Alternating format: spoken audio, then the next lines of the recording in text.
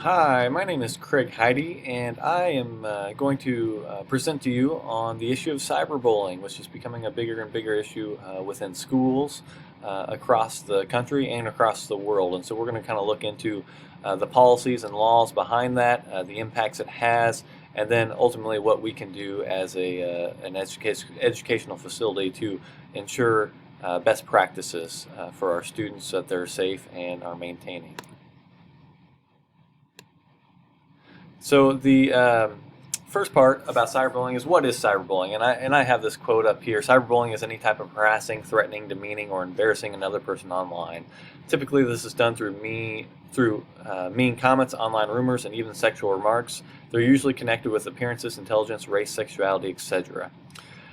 Part of cyberbullying too is it's happening through text messages. It's happening through applications like Snapchat or social media options of Facebook, Instagram, Twitter, various places like that, as well as apps that just kind of pop up from time to time. I know at one point in time there was an after-school app where you could anonymously cyberbully people in your school. So there are lots of things out there, technology and electronic-wise, that can cause cyberbullying.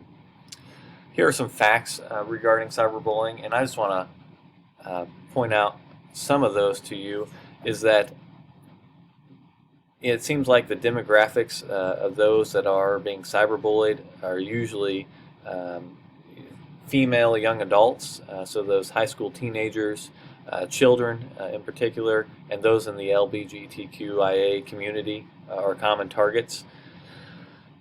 Now, with that, they also seem to target those with physical defects, learning difficulties, or autism.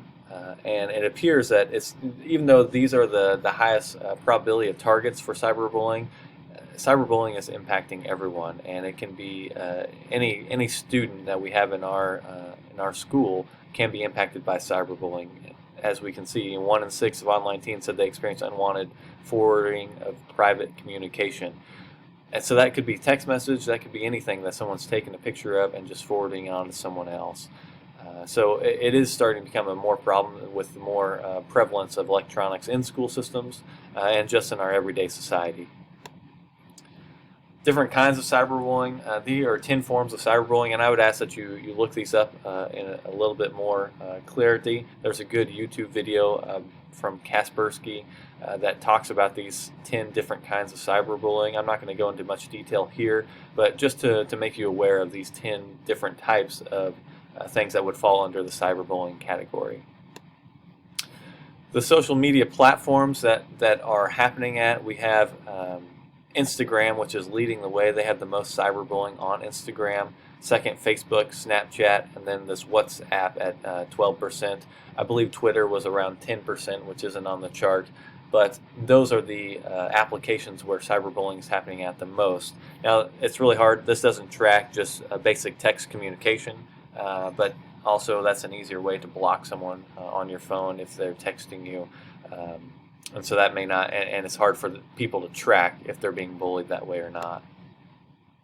So the question is, why does this happen? I think a good indication is it's about social status. When I did a research study on bullying, about 7 or 8 years ago, what we found is that bullying really happened regards about a social hierarchy. And you had this different hierarchy in your school, and people were always trying to vie to jump up that social hierarchy and improve their social status. And so that's still what's happening with cyberbullying. Is what they're finding is that people are trying to improve their reputation or their status or just protect themselves and that certain social status that they're at. Parents are also sometimes unaware of the use that their kids are having on social media and the amount to which they're using social media. So they're unaware of what the content is, and so those protections are not in place. Some people are cyberbullying because they have been bullied in person or in another way, and so they're retaliating. And so we see that through cyberbullying is that maybe they're getting back at someone who has done something terrible or said something mean to them, but they're doing that through electronic communication. And then sometimes through some of those forums, people are trying to take advantage of students or young children and control other people with their communication. So how does this impact students?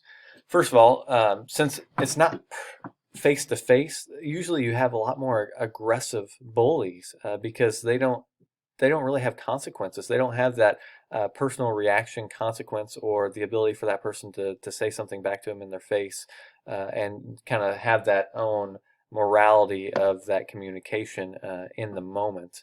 Um, so bullies tend to be more aggressive. Also, it impacts victims in many ways. As you can see, powerless, difficulty concentrating, losing sleep. They might engage in substance use. They are more likely to have eating disorders. They have a lower self-esteem. Their depression might increase. They have much more social anxiety. And the biggest one to really to see is that they also think and attempt suicide more often. One study indicated that they're almost twice as likely to attempt suicide. We also see more poor school performance from this. Overall, across the world, any country that has electronic communication is having issues with cyberbullying. Um, we also see this, what we're not talking about this, gaming systems are connected online now, and you can play with people across the world. And on those, in that communication, in those game setting forums, people are also using some tactics to cyberbully people in those ways too. And so it's not just at school, it's not just on our phones or on various applications that we're at, but it's also just in our gaming systems sometimes. You can see the three top countries for cyberbullying that are out there now. So some of the responses that we've had for cyberbullying is legislation. 49 states have enacted online harassment laws. However, most have not pushed anything to criminally enforce cyberbullying because it's a very touchy subject about how should we go about this and all the other factors that are taking into this. One thing that has improved is the awareness of cyberbullying. It is Googled more often than people think, and so the trends is that people are Googling cyberbullying and trying to find out more information about it. Parents are also talking with their kids more about online behavior. There's a growing surge of people pushing for social media platforms to combat cyberbullying more often. I know even within the scouting organization, they have a cyber chip badge that they focus on Cub Scouts being able to learn online appropriate behavior and to look out for the dangers that there might be through electronic communication, which is really helpful. So the communication and awareness is getting out there in many facets of our life. Some of the court cases involved, which I think kind of set the precedent, are these three that kind of have been sticking out for those court cases. And what they found through all, it kind of goes back and forth a little bit, but definitely the first two, what they found is that the schools have the right to suspend or expel or to take discipline action if students are disrupting the school environment. And disrupting the school environment is a very loose term, but that can also mean those interactions they have off campus or through online communication. Whether that's through a school computer or not, that's interfering with the school environment and the school climate. The last one there, the JS versus Blue Mountain School District, that one in particular was appealed, and they found that the students did not violate free speech. What happened was the student had created a parody of the principal, and I guess the principal did not take that kindly and suspended the student. They appealed, and that was upheld in the original court that, hey, the principal had the right to do that because that was infringing on the school environment and disrupting it. But a later appeal court said that no, that violated free speech. There really wasn't any disruption of the school environment that they could see based on this YouTube parody of the principal. So these actions, our behaviors are not protected by free expression rights in school settings. So I think it's really important that, yes, every student has rights, but if a student is disrupting the learning environment or it's interfering with the educational process of school discipline, it's harassing people or using school property to do that, or if it's threatening other students or infringing on their civil rights, those are actionable things where schools have a right to stop any type of bullying that might be taking place, whether that's cyberbullying or otherwise. And so those First Amendment rights are put to the side when students are doing these things. Our responsibility as a school district is really to maintain monitoring of online behavior and enforcement of it. As students, we want to create a safe environment for them to learn in, and that includes feeling safe around their peers. And knowing about all the electronic communication that happens now, the more that we can monitor and kind of lock down some of the technology that we at least have between 8 o'clock and 3 o'clock every day is extremely important. Schools need to have a policy in place to enforce these situations so they are on the front end of anything that might happen, so that they know how to be in line with any types of discipline practice that might come their way. Some suggestions that Hindua and Patchen had made about school policies for cyberbullying are these specific things.